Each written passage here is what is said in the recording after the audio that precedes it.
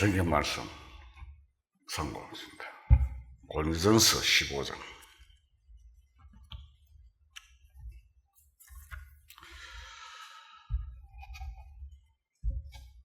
고린도전서 15장 19절. 시작하겠습니다. 만일 그리스도 안에서 우리가 바라는 것이 다만 이 세상의 삶뿐이면 모든 사람 가운데 우리가 더 불쌍한 자니이다.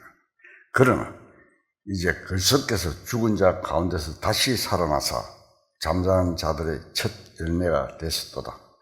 사망이 한 사람으로 말미암았으니 죽은 자의 부활도 한 사람으로 말미암도다. 아담 안에서 모든 사람이 죽은 것 같이 그리스도 안에서 모든 사람이 삶을 얻으리라. 22절까지 상고했습니다. 우리는 율법과 복음에 대한 뜻을 좀 더 명확히 아는 것이 필요합니다. 율법이라는 것은 죄인을 그리스도 앞에 인도하는 초등교사, 즉 몽학성생의 역할을 한 후에는 물러가 버리는 것입니다. 그리고 율법의 그 사명이 끝이 납니다. 갈라디아서 3장 25절에 보면은 우리가 초등교사 아래 있지 않다고 했습니다. 믿음의 언어로 우리는 초등교사 아래 있지 아니하도다 라고 했습니다. 또 로마서 10장 4절에 보면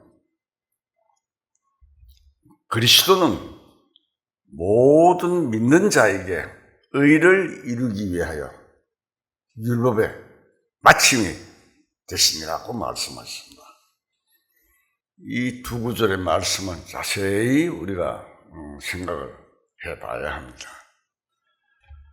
하나님께서 인생을 구워보실 때 인생은 예외 없이 모두가 죄인입니다. 다시 말하면 인생과의 약속, 즉 율법으로 인생과의 약속을 맺으신 일인데 율법에 의해서는 하나님 앞에서 인생은 다 죄인입니다. 율법을 다 지킬 수가 없습니다. 율법 아래 살고 있는 자는 참으로 마음의 평안을 가질 수가 없습니다. 율법의 행위에 속한 자는 저주 아래 있다고 했습니다. 갈라디아서 3장 10절 한번 봅시다. 갈라디아서 3장 10절에 보면 무릇 율법 행위에 속한 자들은 저주 아래 있나니 기록된 바 누구든지 율법책이 기록된 대로 모든 일을 항상 행하지 아니하는 자는 저주 아래 있는 자라 하였습니다. 자, 율법으로서는 하나님 앞에 의롭다함을 얻을 수가 없습니다.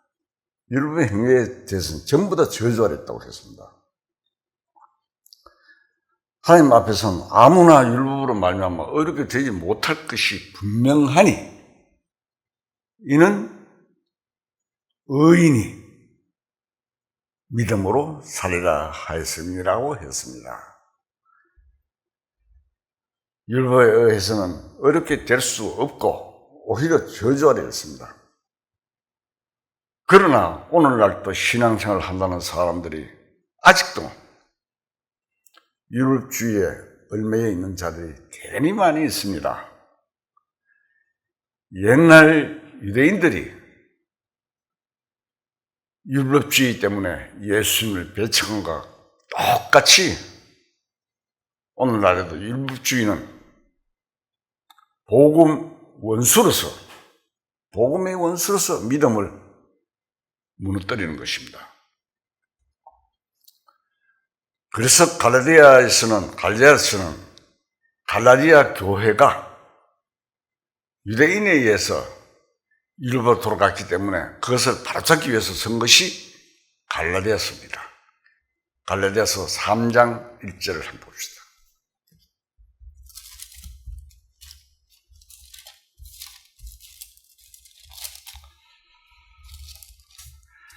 갈라디아서 3장 1절. 어리석도다 갈라디아 사람들아, 예수 그리스도께서 십자가에 못 박힌 것이 너희 눈앞에 밝히 보이거늘 누가 너희를 깨드냐? 내가 너희에게서 다만 이것을 알려 하노니 너희가 성령을 받은 것이 율법의 행위로냐 혹은 듣고 믿음으로냐? 율법주의는 구원을 얻지 못하고 저주를 받게 됩니다. 그러나 이러한 갈라디아서를 읽으면서도 계속해서 율법주의로 돌아가는 것이 2000년 동안의 교회 역사입니다. 항상 복음 전파의 힘이 약해지기만 하면, 즉 전도하는 그런 세력이 약해지면 즉시 율법이 세력을 잡게 됩니다. 그것은 사람의 안에는 율법에 의해서 조절되고자 하는 성품이 있기 때문입니다. 그러나 주님 앞에서는 그 율법의 세력은 물러갑니다. 고린도서 3장 16절을 찾겠습니다.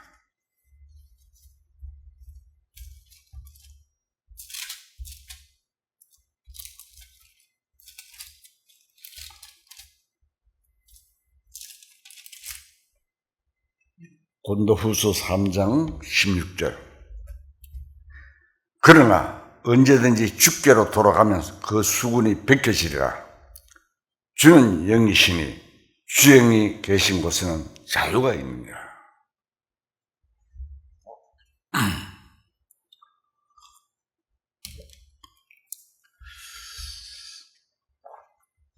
오늘날 많은 사람들이 하나님 앞에서 양심의 가책만 받고 문제를 해결하지 못한 대로 지나간 자들이 너무도 많이 있습니다. 새해마다 부흥회 때마다 가슴을 치고 통회하는 것은 양심의 가책이기 때문입니다. 통회하는 것이 회개인 것처럼 생각한 자들이 많습니다. 통회와 회개가 다른 것을 모르고 있기 때문입니다. 우리가 찬송가에도 오면은 울어도 못하네, 눈물 많이 흐르되 겁을 얻게 못하고 죄를 씻지 못하니 울어도 못하네, 이 찬송을 부릅니다. 부흥회 때마다. 저도 옛날에 많이 불렀습니다. 부르면서 그 찬송이 무엇인지 알지 못하는 것입니다. 양심의 가책에서 참으로 노임을 받아야 합니다. 이사야서 1장 18절에 보면은 여호와께서 말씀하시되 오라, 우리가 서로 변론하자. 너희의 죄가 종 같을지라도 눈과 같이 헤어질 것이요 진홍같이 붉을지라도 양털같이 희게 되리라. 자, 여기 보면 종같이 진홍같이 죄가, 이 말은 죄가 새빨간 것은 아주 흉하고 짙은 죄를 의미하는 것입니다.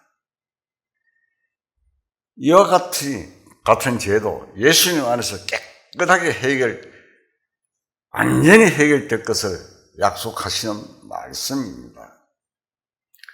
인간은 아담 안에서부터 죄 때문에 하나님을 떠났습니다.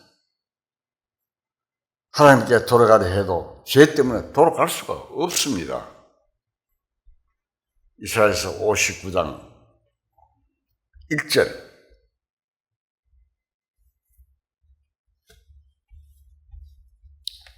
이사야서 59장 1절 여기 보면은 여호와의 손이 짧아 구원하지 못하심도 아니요 귀가 둔하여 듣지 못하심도 아니라 오직 너희 죄악이 너희와 너희 하나님 사이를 갈라놓았고 너희 죄가 그의 얼굴을 가려서 너희에게서 듣지 않으시게 함이니라. 자, 여기 보면은 인간과 하나님과의 사이에 있는 죄의 장벽은 굉장히 두터운 것입니다. 죽음의 강 이 편과 저편이었습니다. 그러나 그리스도의 한 번의 죽음이 우리를 하나님 앞으로 인도하게 되었습니다.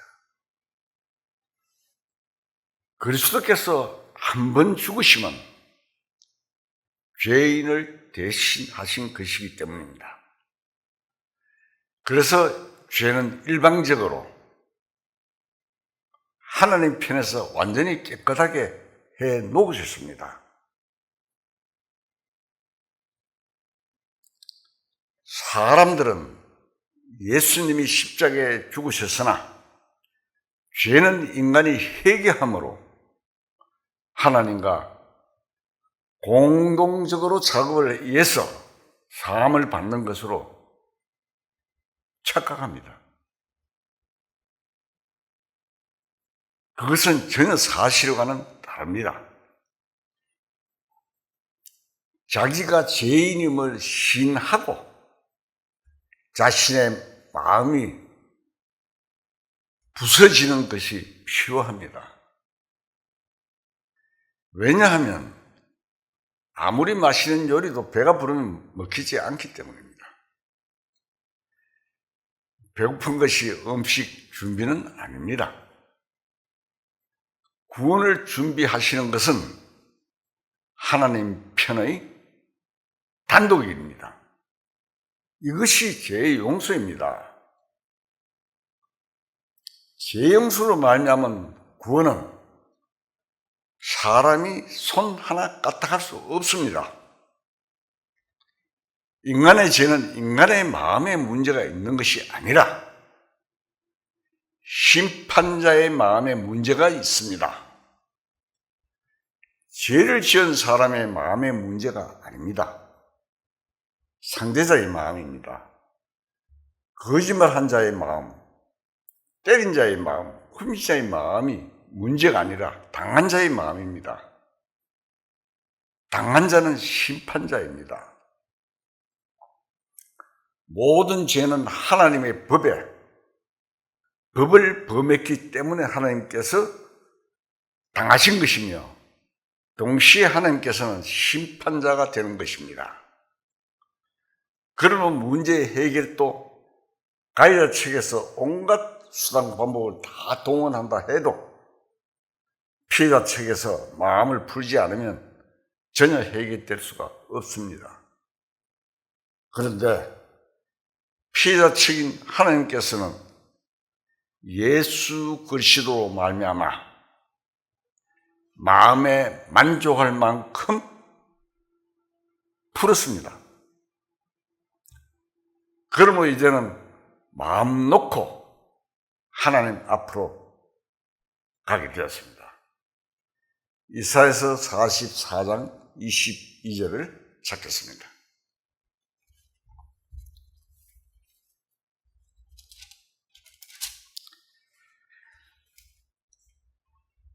내가 네 허물을 빽빽한 구름같이 내 죄를 안개같이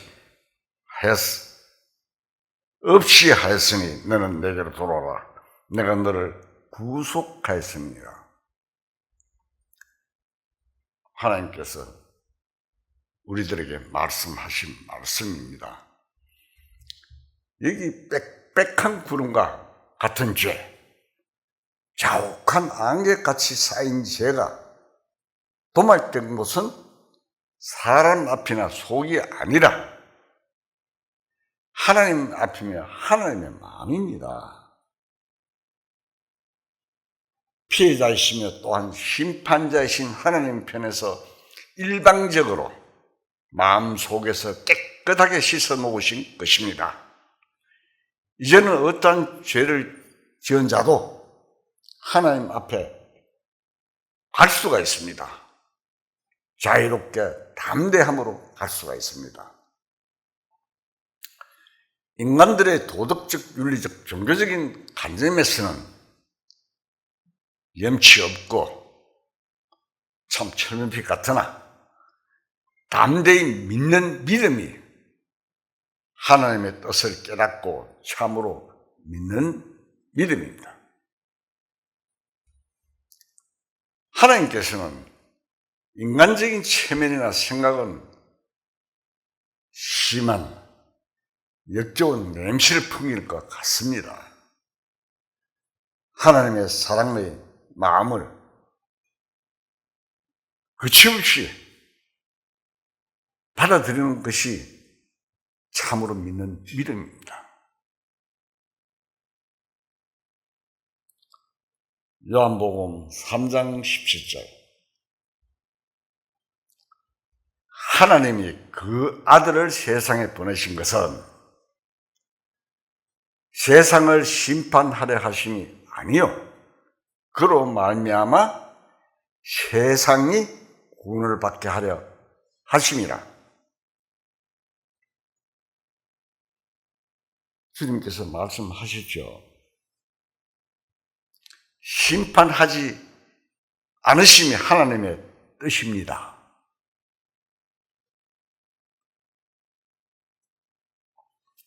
참으로 주님 앞에 가기만 하면 정죄하는 율법은 완전히 물러가고 없어져 버리고 그 순간 사망에서 생명으로, 죄악에서 무죄로, 심판에서 석방으로,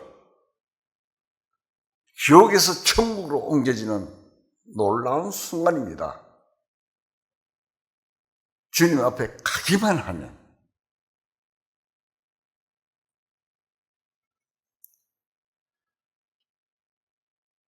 가늠하다 잡혀온 그자의 마음에서는 이제는 되었구나, 살았구나라고 했습니다.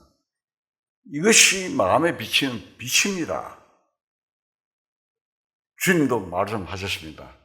나를 정죄하지 아니하노니. 요한복음 8장 3절을 보겠습니다.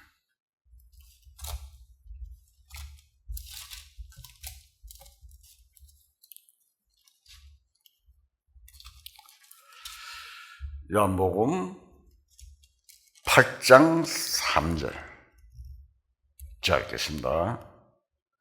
서기관과 바리새인들이 음행 중에 잡힌 여자를 끌고 와서 가운데 세우고 예수께 말하되 선생이여 이 여자가 간음하다가 현장에서 잡혔나이다. 모세는 율법에 이러한 여자를 돌로 치라 명할거니와 선생은 어떻게 말하겠나이까? 그들이 이렇게 말하면 고발할 조건을 얻고자 하여 예수를 시험함이더라. 예수께서 몸을 굽히사 손가락으로 땅에 서시니 그들이 묻기를 맞이하는지라. 이에 일어나서 이르되 너희 중에 죄 없는 자가 먼저 돌로 치라 하시고.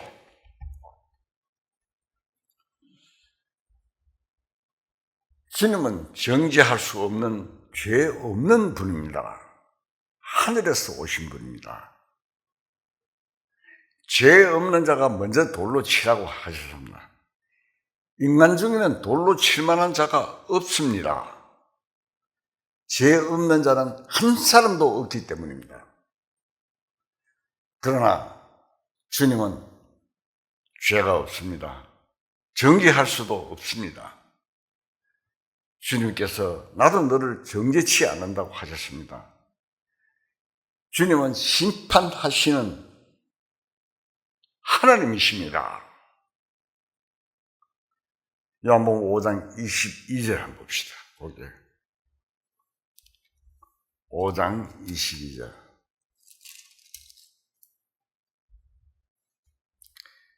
아버지께서 아무도 심판하지 아니하시고 심판을 다 아들에게 맡기셨으니.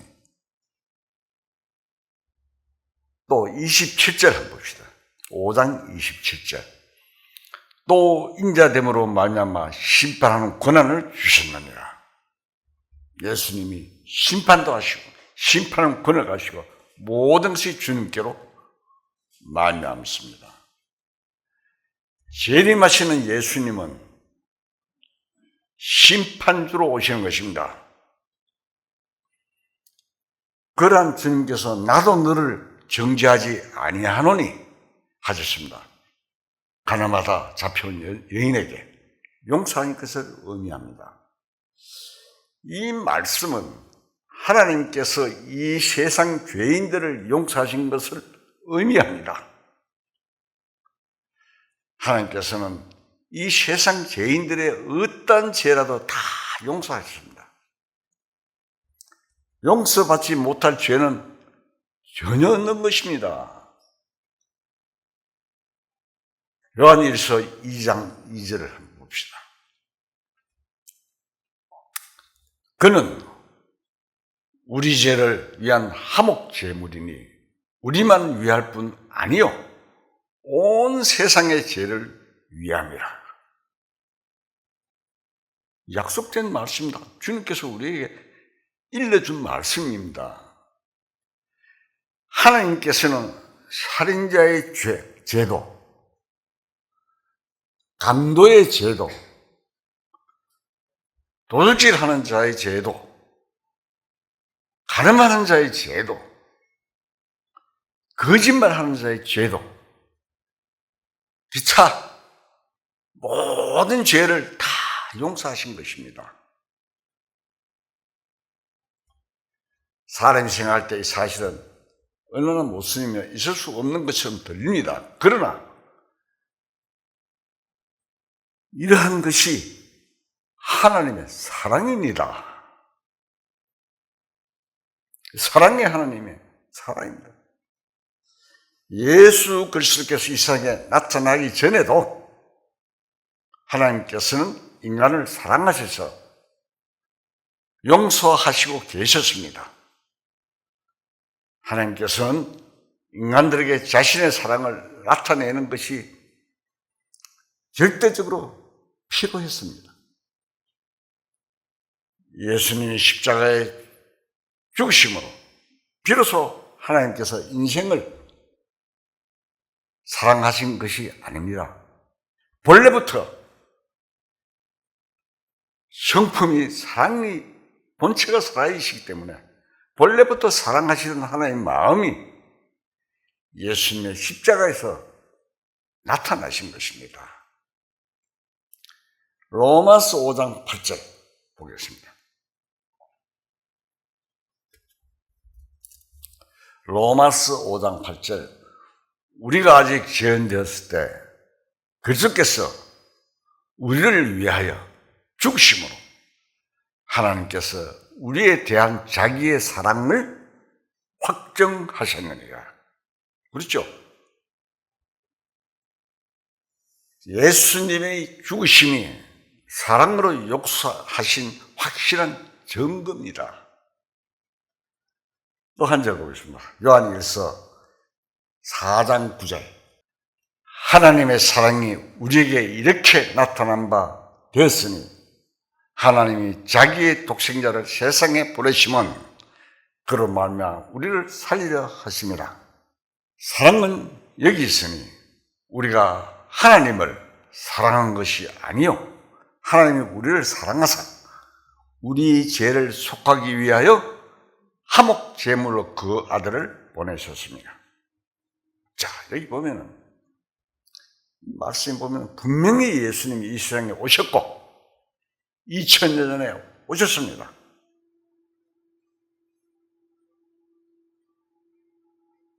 또 제물이 되신 것이 하나님의 사랑의 표시인 것을 말하고 있습니다.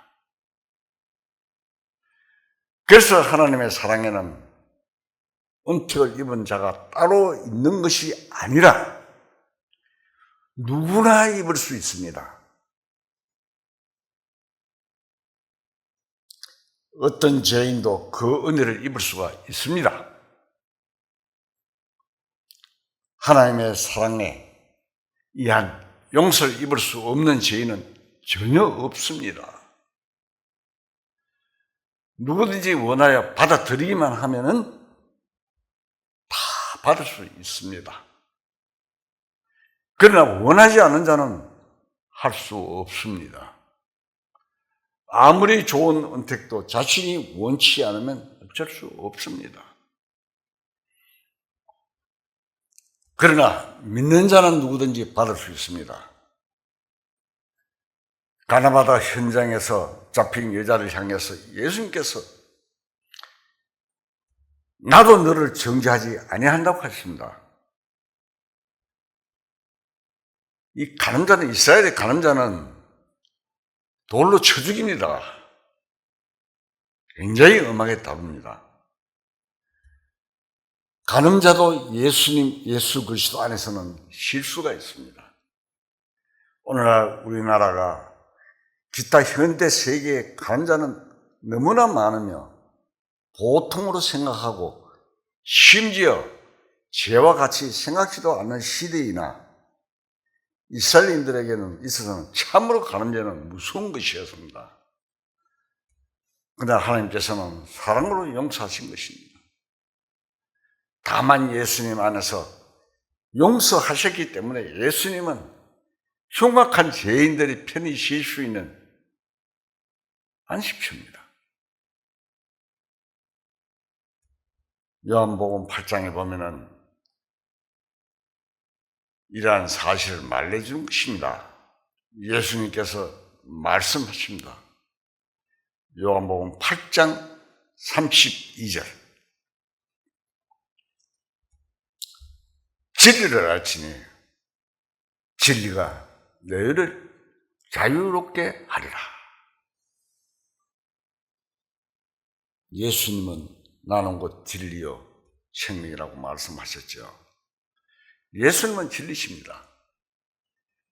예수님은 바로 하나님께서 인생을 위하여 죄와 그 형벌에서 자유케 하시는 진리입니다.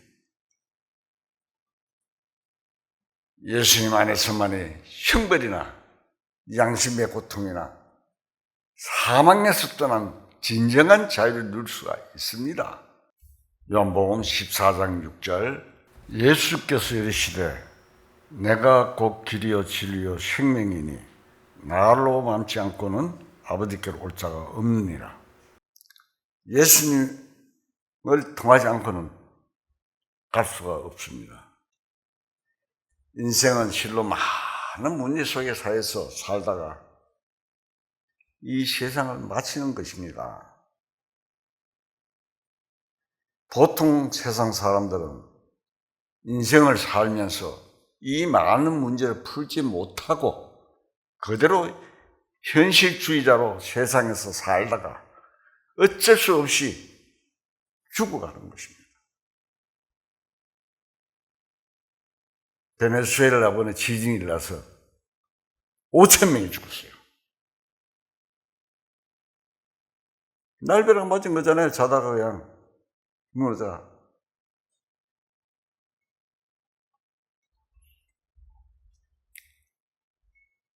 그런가 하면 또 어떤 이들은 이 인생의 문제를 풀어보기 위한 수단으로 철학을 논하고 종교를 논하고 예술이나 문학을 논하는 자들이 있는가 하면 또 철학주의에 빠져서 일생을 철학 속에서 사는 것이 전부인 것처럼 생각을 하기도 합니다. 지금 이 세상에는 인생들에게 많은 문제들이 있는데 사회적인 문제도 있고 개인적인 문제도 있습니다. 우리가 생각하고 알고 있는 대로 이 세상은 한계점에 달하여 인구 문제, 공해 문제, 식량 문제, 자원 문제, 자연계의 이변, 지금 굉장히 곳곳에 지금 이변이 나고 있어요. 전쟁 문제, 인생이 극도로 악화되어 가는 문제 등 참으로 셀 수 없는 수다한 문제를 지니고 있는 것이 현실입니다. 이러한 문제들을 인생의 연구나 어떤 방법으로도 도저히 해결할 수 없는 것입니다. 과학자들이 다 동원되고 정치인들이 동원되고 종교인들이 다 동원되고 해도 사상가들이 동원되고 인류 석학 세상 각계의 전문인들이 다 동원되어도 인류의 역사가 직면하고 있는 무서운 운명에 대해서 속수무책인 것입니다. 그러나 이 문제들이 그리스도 안에서 해석될 것은 성경에서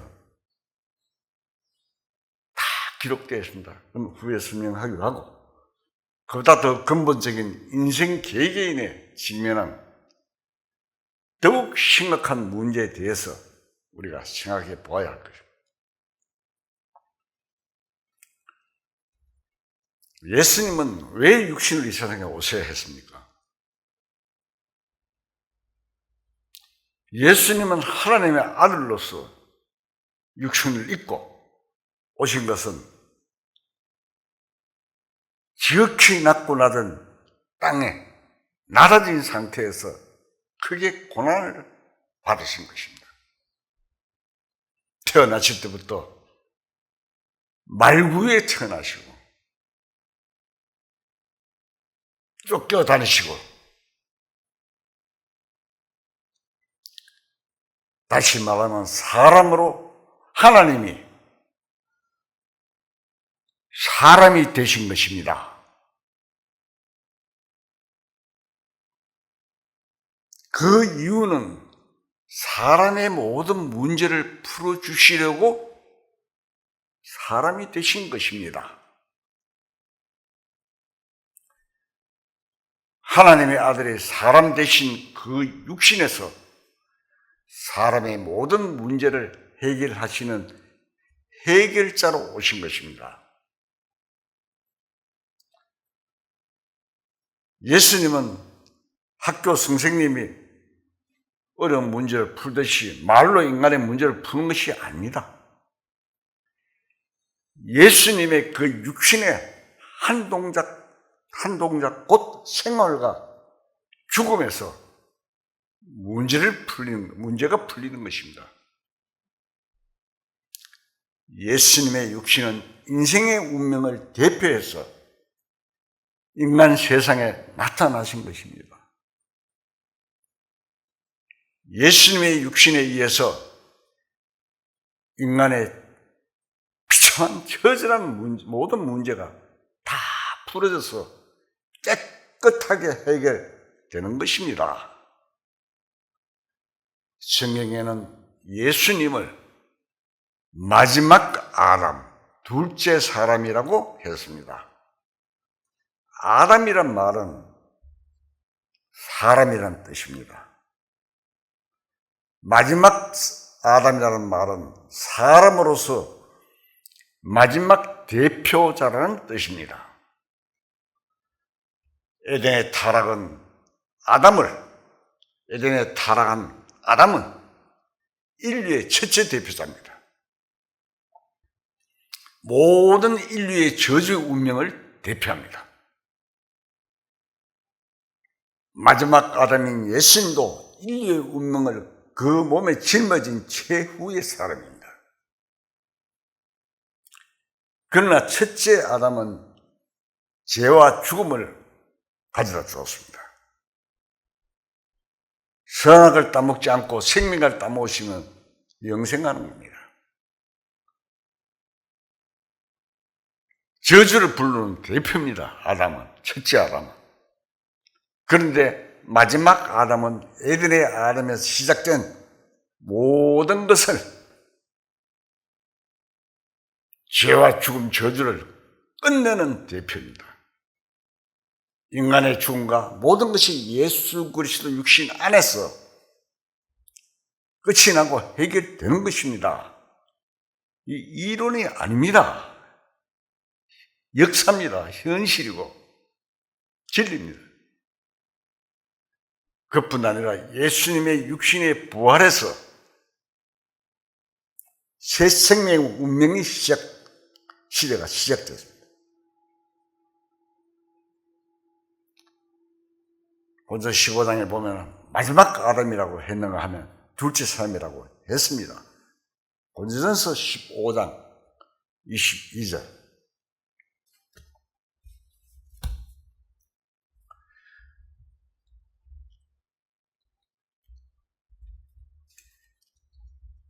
아담 안에서 모든 사람이 죽은 것 같이 그리스도 안에서 모든 사람이 삶을 얻으리라. 또 45절 봅시다. 건너뛰어서 15장 45절입니다. 기록된 바 첫 사람 아담은 생명이 되었다 한것 같이 마지막 아담은 살려주는 영이 되었나니 그러나 먼저는 신령한 사람이 아니요 육의 사람이요 그 다음에 신령한 사람이니라.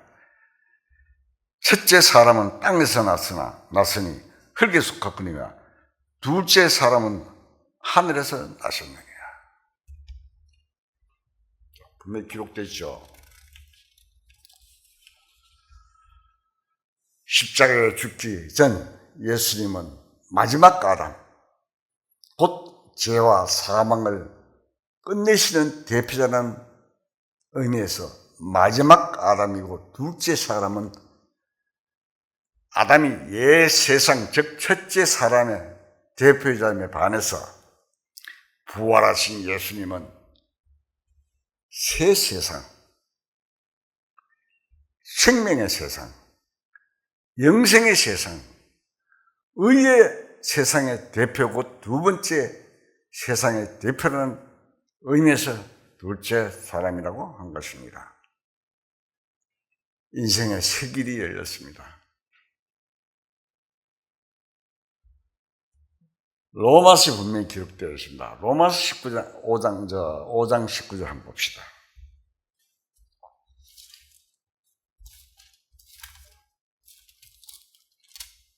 로마서 5장 19절. 자, 읽겠습니다.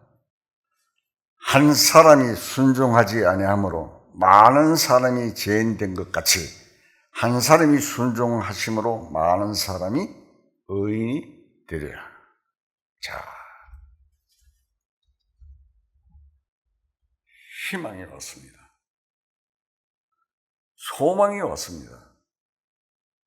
한 사람이 순종하지 않으면 많은 사람이 죄인된 같이 한 사람이 순종하심으로 많은 사람이 의인이 됐다. 지옥은 죄인이 가는 것입니다. 천국은 의인이 가는 것입니다. 이것은 예수님의 부활에 의해서 인간으로서 이루지 못한 의로움이 완성되는 것입니다. 로마서 4장 25절 또 앞에 보면 나오죠. 예수는 우리가 범죄한 것 때문에 내 주인이 되고 또한 우리의 의롭다 하시기 위하여 사랑하셨느니라.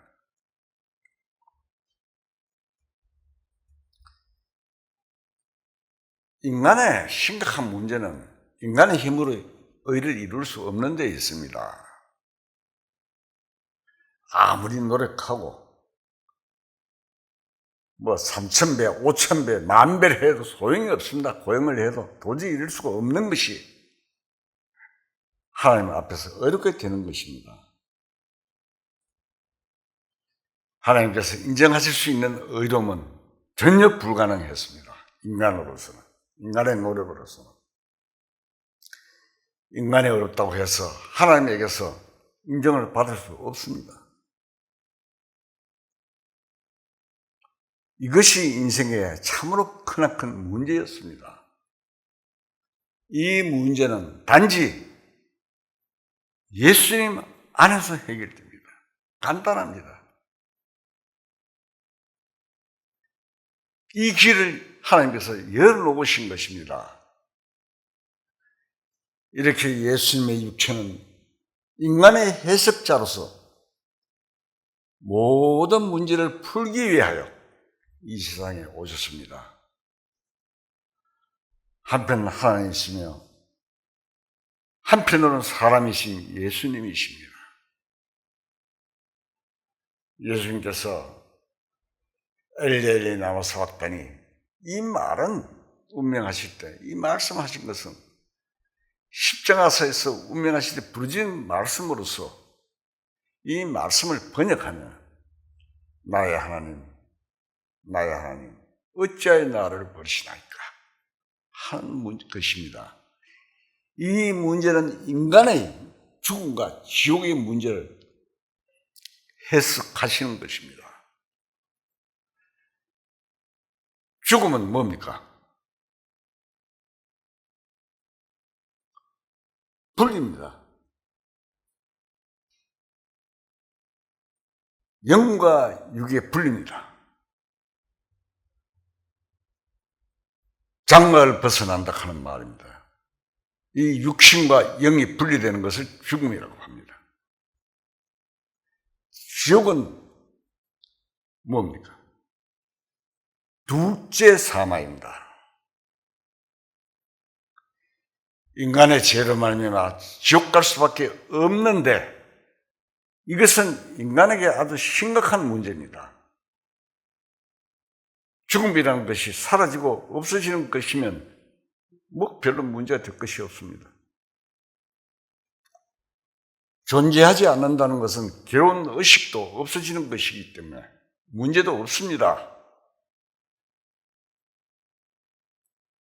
우리가 보면 자살하는 사람들은 자신이 존재가 없어지니 궁극적으로 고통에서 놓일까 하여 이를 감행하지만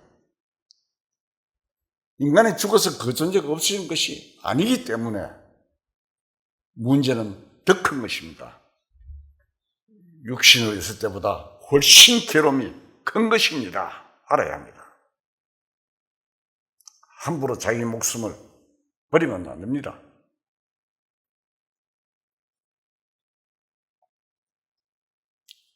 그러면 죽음은 어떤 상태냐? 육신과 영의 일시적인 분리 현상입니다. 육신은 흙으로 빚었기 때문에 흙으로 돌아갑니다. 영은 주신에게로 가게 됩니다. 그래서 구원받은 자는 낙원에, 구원을 받지 못한 자는 음부에, 대기소에 가 있는 것입니다. 지옥은 하나님과의 영원한 분리를 의미합니다. 하나님은 영원한 생명이십니다. 모든 축복과 광명과 영광이 전부 하나님께 있습니다. 그렇기 때문에 하나님과의 분리는 흑암입니다. 즉 불행의 극치입니다. 고통의 극치입니다. 지옥은 인생 최대의 고통의 장소이며 흑암이 깃드는 곳입니다. 악의 권리인 사탄과 함께하는 곳입니다. 그래서 인생이 죽는다는 것은 영원한 고통과 관계가 있고 가장 비참한 것입니다. 인생이 이 세상에서 당하는 최대의 고통은 전부 지옥에서 오는 고통의 그림자에 불과합니다. 그림자입니다. 이 세상에서 이런저런 최대의 고통은 지옥에 오는 고통이 그림자에 불과하다 이 이야기입니다. 이처럼 큰 인간의 문제를 풀기 위하여 인간은 많은 연구를 했습니다. 그러나 풀 길이 없습니다. 그런데 하나님께서 십자가에 달리셔서 운명하시기 직전에 엘리엘리 라마 사박다니 라고 한 것은 하나님께로부터 끊어지는 순간이었습니다. 그러나 예수님의 죽음은 인생의 죽음과 지옥의 문제를 풀어주는 것입니다. 베드로전서 3장 18절을 보겠습니다. 그리스도께서 단번에 죄를 위하여 죽으사 의인으로서 불의한 자를 대신하셨으니 이는 우리를 하나님 앞으로 인도하려 하심이라. 육체로는 죽임을 당하시고 영어로는 살리심을 받았어. 그리스도의 죽음은 인간을 사망에서 풀어주시기 위한 죽음이었습니다. 히브리서 2장 14절을 다시 봅시다.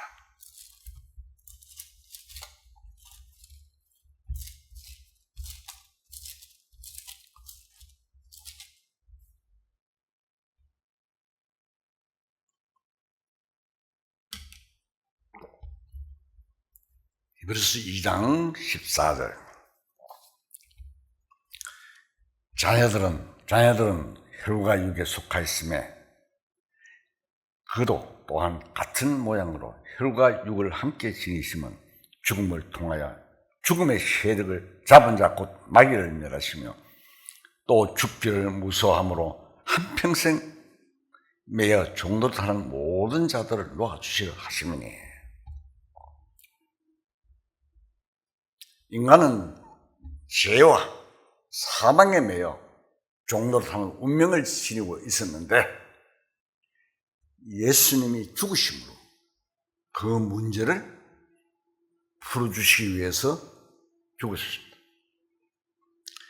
만일 예수님께서 운명하실 때 엘리엘리 라마 사박다니 부르짖지 아니하셨다면 인간들이 지옥에 떨어지는 순간 그렇게 부르짖을 것입니다. 지옥은 하나님께로부터 영원히 끊어져 버리는 둘째 사망이기 때문입니다. 하나님에서 끊어지면은 저주의 암흑의 세상으로 떨어지는 것입니다. 하나님이 이제는 나를 영원히 버리십니까? 라는 뜻입니다. 그러나 예수님께서는 인생을 대표해서 부르짖고 운명하셨기 때문에 그 문제는 그리스도 안에서 이제 완전히 해결되었습니다. 저나 여러분이 이제는 해결됐습니다. 예수님은 죽음의 해석자이시오. 지옥의 운명을 해석하신 분이었습니다. 입으로만 푸는 교리적인 해석이 아니라 몸으로 푸는 실제적인 해결입니다. 그래서 성경 말씀에서는 말씀하셨습니다. 요한일서 4장 9절을 찾겠습니다.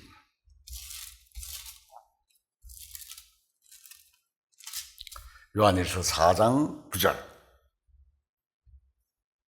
자, 읽습니다. 하나님의 사랑이 우리에게 이렇게 나타난 바 되었으니 하나님이 자기의 독생자를 세상에 보내시면 그로 말미암아 우리를 살리려 하십니다.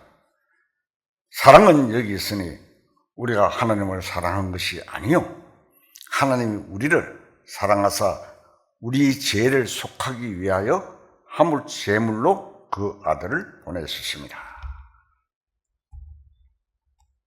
얼마나 감사합니까?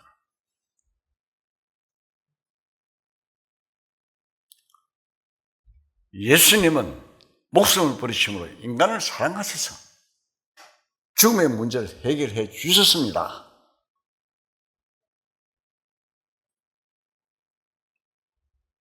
이 세상에 많은 학자나 종교가는 다 말로만 인생의 문제를 논하는 자들입니다. 죄 짓지 마라, 열심히 살아라, 선한 일을 하라, 효도해라, 예수님 이 세상 말뿐인 학자 전도인들과는 달리 그 육신으로서 인생의 문제를 풀어주시는 해석자로 오신 것입니다. 누구든지 믿으면, 이 사실을 믿으면 멸망하지 않고 영생을 얻습니다. 요한복음 11장 25절을 찾겠습니다.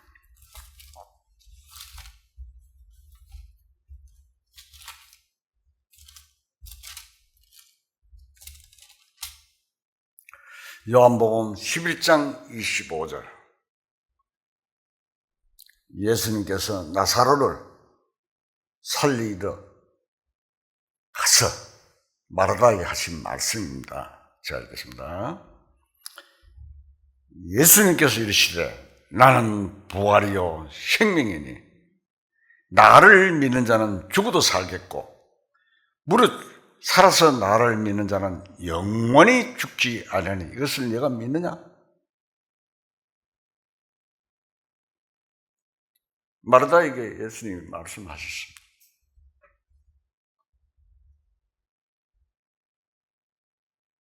예수님은 이렇게 말씀하시면서 이것이 바로 죽음과 지옥을 푸신 것입니다.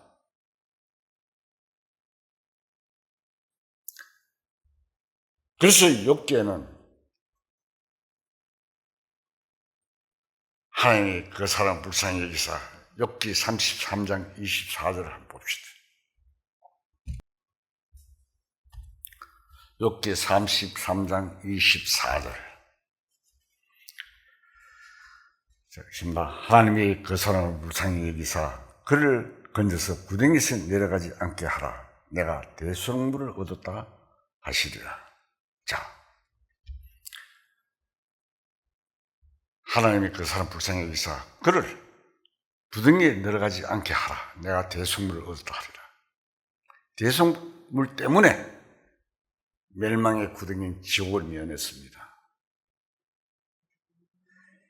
인간이 죽음과 지옥의 운명에 매인 이유는 죄 때문인 것을 잘 아는 것입니다. 죄의 삭선 사망이라고 했으며 죄는 땅과 인생의 모든 삶의 저주를 가져왔습니다. 죄로 말미암아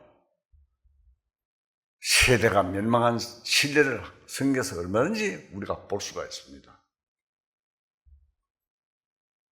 노홍수 때, 소돔과 고모라 때, 이스라엘 민족이 죄 때문에 2000년 동안 전 세계적으로 흩어져가지고 또 예루살렘 마지막 때 여러 가지 내용들이 많이 기록되어 있습니다. 죄 때문에 아담이 죄를 짓고 인생의 운명에는 죽음과 저주의 씨앗이 생겼습니다.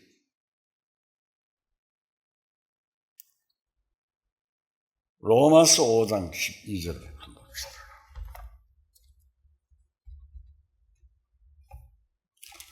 로마서 5장 12절. 그러므로 한 사람으로 말미암아 죄가 세상에 들어오고 죄로 말미암아 사망이 들어왔나니 이와 같이 모든 사람이 죄를 지었으므로 사망이 모든 사람에게 이르렀느니라. 우리는 이야기해 주고 있죠. 인간에게 오는 모든 염려, 근심, 고민, 공허, 분노, 다툼, 미움 참으로 불행합니다. 그런데 이러한 것이 바로 죄의 씨앗이 속에 있어서 발아되는 것입니다.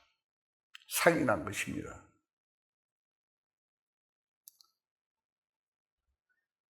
예레미야 17장 9절을 한번 봅시다.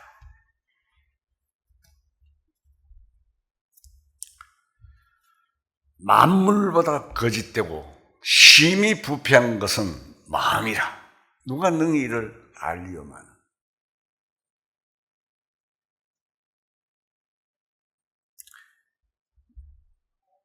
육체 속에 침되어 있는 병균이나 기타 병의 원인과도 같습니다. 사람의 병의 원인은 뚜렷이 알지 못해도 속에 그것이 병균이 버티고 있는 한 먹어도 살도 안 되는 사람도 있고 두통이 나거나 고통스러운 증상이 있습니다. 죄의 실을 지닌 인생은 마음의 허전함을 메우려고 아무리 애써가 즐거움을 찾고 해도 마음의 평안을 찾고 행복을 찾아도 그런 것을 없으면 종래는 어떻게 됩니까? 모든 것이 실패로 돌아가고 그 다음에 죽고 마는 것이잖아요. 이게 인생입니다.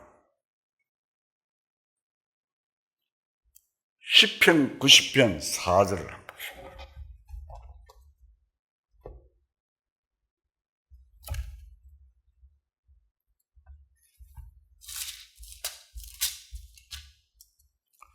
시편 90편 4절. 자, 읽겠습니다. 주의 목전에는 천년이 지나간 어제 같으며 밤의 한순간 같을 뿐이니이다. 주께서 그들을 홍수처럼 설어가시나이다. 그들은 잠깐 자는 것 같으면 아침에 도는 풀 같으니이다. 풀은 아침에 꽃이 펴 자라다가 저에게는 시들어 마르나이다. 우리는 주의 노에 소멸되며 주의 분내심에 놀라나이다.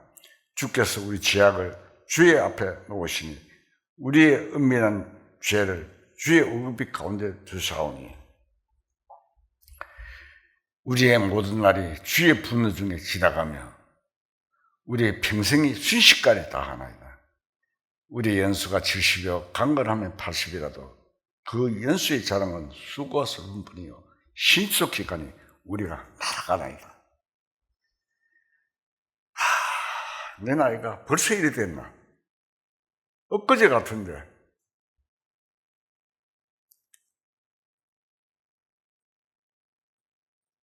인생이 잠시 시생에 사는 것은 풀이 아침에 살아있다가 저녁 때는 말라 사라져 버린 것이 하나님 앞에서의 죄 때문이라고 말하고 있습니다.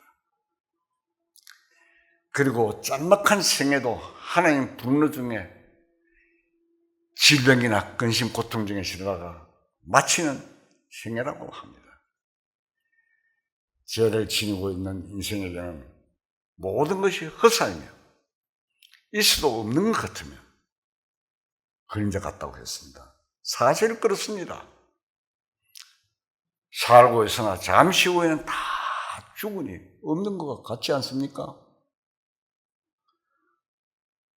옛날에는 우리가 인사할 때 식사하셨습니까? 묻지만 요새는 인사할 때 뭐라고 합니까? 누구의 이름 부르면 안 부르면 묻잖아요. 근데 그는 얼마 전에 세상 떠났다고. 그러면 깜짝 놀랐잖아요. 저도 몇 사람 놀랐습니다. 아주 살 때인데 그가 벌써 떠나요. 인생은 험함을 새삼 느끼게 됩니다. 이같이 인생은 죄로 말미암아 망해가는데 이 죄 문제만 풀기만 하면 모든 문제가 풀릴 터인데 인간 자신의 힘으로 노력은 결국 풀 길이 없습니다. 우리는 성경 말씀을 통해서 이 문제를 아직도 해결하지 못했다면 확실히 해결해야 할 것입니다. 영혼을 다루는 문제입니다. 앞으로 이방의 때가 차면 이방인으로서 구원받는 자들은 지구를 떠납니다.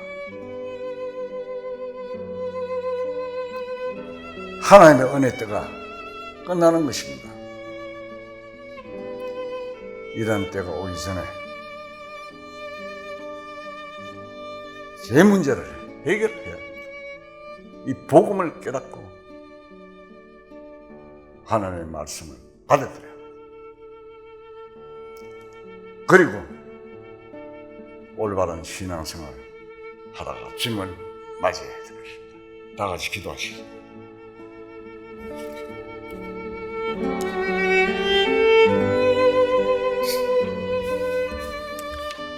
사랑을 베푸시기를 기뻐하시는 하나님, 항상 돌봐주시고 지켜주시는 하나님 은혜 감사와 찬송을 드립니다. 하나님의 거짓 사랑을 받고서도 육신에 져서 살 때가 많습니다. 매일매일 성례의 생활을 할 수 있게 도와주시옵소서. 오늘도 하나님의 크신 사랑과 인간의 죽음과 모든 문제에 대해서 말씀을 통하여 알아보았습니다. 잊어버리지 말고 항상 마음에 두고 하나님 뜻대로 살아갈 수 있게 도와주시옵소서. 이 모든 말씀 우리 주 예수 그리스도의 이름으로 감사하며 기도드리옵나이다. 아멘.